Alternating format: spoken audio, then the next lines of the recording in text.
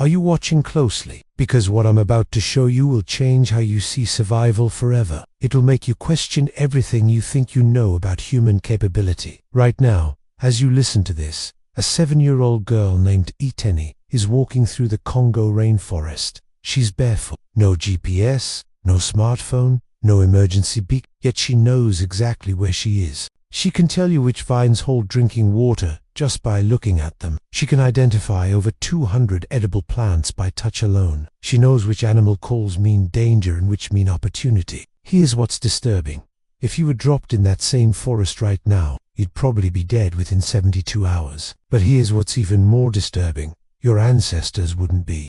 For 99% of human existence, every single one of your ancestors possessed survival skills that would make today's special forces operators look like helpless children. They could start fire with sticks. They could track animals across impossible terrain. They could find food where you see nothing but wilderness. Then something happened. Something so profound that it rewired our entire species. We traded our survival instincts for something else. The question is, was it worth it? Because right now, in a world of supply chain failures and climate emergencies, that trade-off is about to be tested. When the power goes out, when the GPS fails, when the familiar systems collapse, who survives? The child who learned to read the forest's whispers, or the adult who can navigate any app but can't light a fire without matches? This isn't about going back to the past. It's about understanding what we've lost and what we might need to remember. Stay with me, because what you're about to discover will make you see your own capabilities and limitations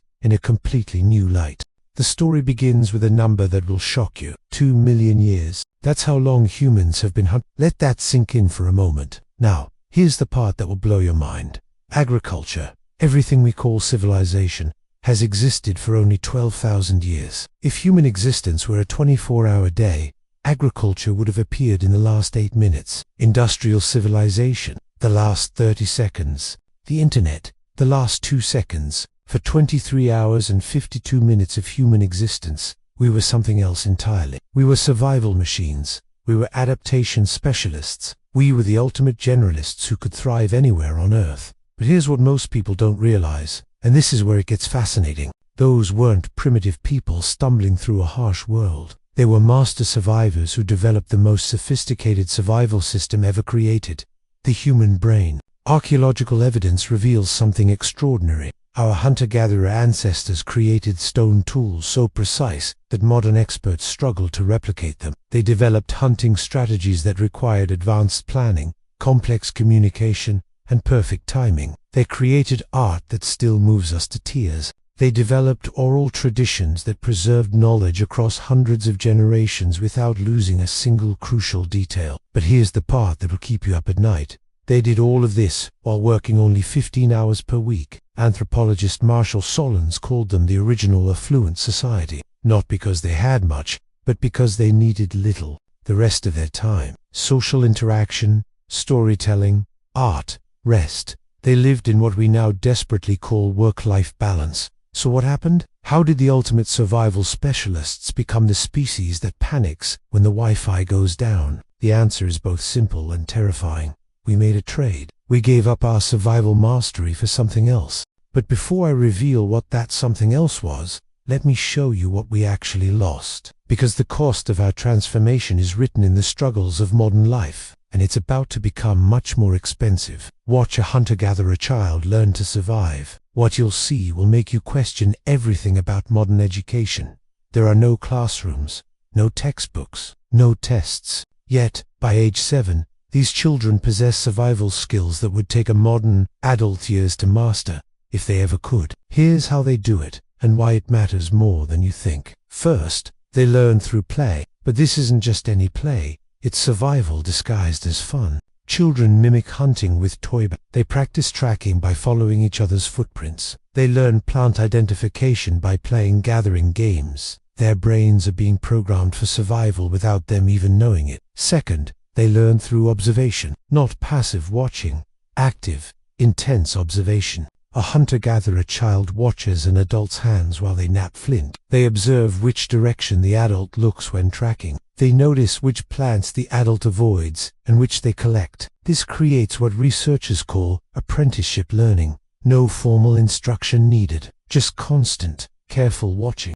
Third, they learn through necessity. When you're hungry, you learn to find food. When you're thirsty, you learn to locate water. When you're cold, you learn to make fire. The motivation is built in, the consequences are immediate. Now, here's where it gets really interesting.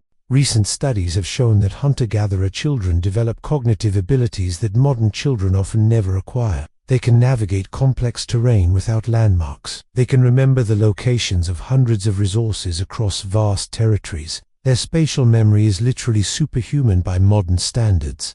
But it's not just individual skills, it's collective wisdom. Every hunter-gatherer community maintains what anthropologists call cultural libraries, vast repositories of survival knowledge passed down through generations. They know which plants can heal specific illnesses. They understand animal behavior patterns that predict weather changes. They can read landscape features that reveal water sources miles away. This knowledge isn't written down anywhere. It lives in memory, in story, in the careful observation of elders teaching children. One study found that a typical hunter-gatherer adult can identify and use over 3,000 plant species.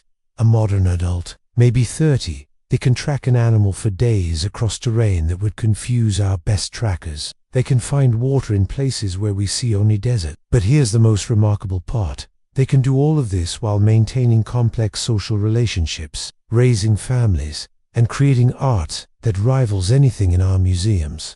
They mastered the art of being human. Then we chose a different path. We made a trade that seemed brilliant at the time. But the consequences of that trade are becoming clear, and they're more serious than anyone imagined. Agriculture was humanity's greatest success story.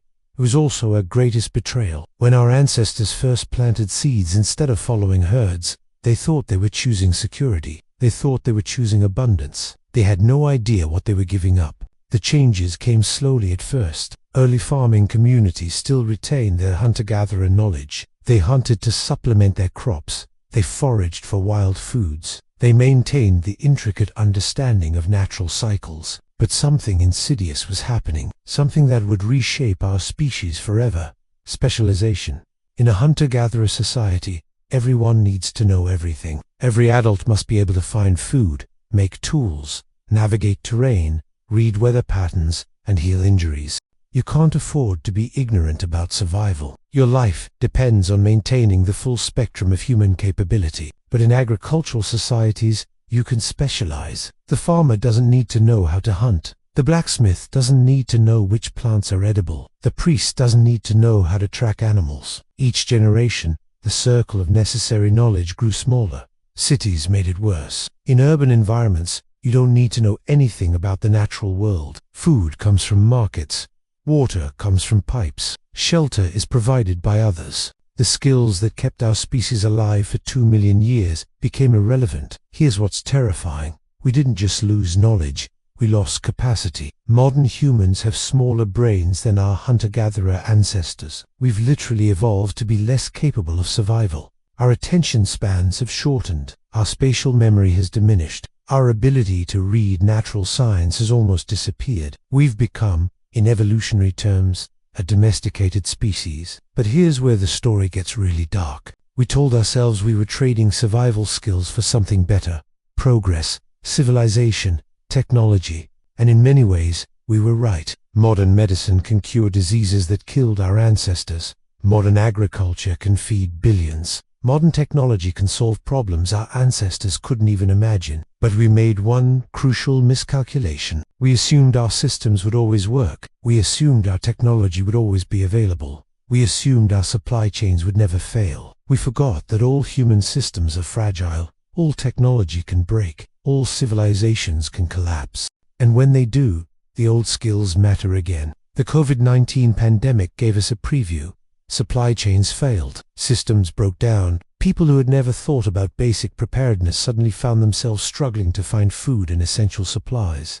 Climate change is providing another preview. Extreme weather events are disrupting the systems we depend on. People who have never lived without electricity are learning what it means to be truly vulnerable. But these are just previews. The real test is coming. And when it arrives, the question won't be who has the most technology. It will be who remembers how to be human. Here's a disturbing thought experiment. Take the average modern human and drop them in the wilderness with nothing but the clothes on their back. How long do they survive? Studies suggest most people would die within 72 hours. Not from starvation, you can survive weeks without food. Not from dehydration, you can survive days without water. They would die from exposure, from hypothermia, from making basic mistakes that our ancestors would never have made. Now take a hunter-gatherer from the same wilderness, drop them in a modern city with no money, no identification, no connections. How long do they survive? The answer might surprise you. Many would adapt remarkably quickly, because they possess something modern humans have lost: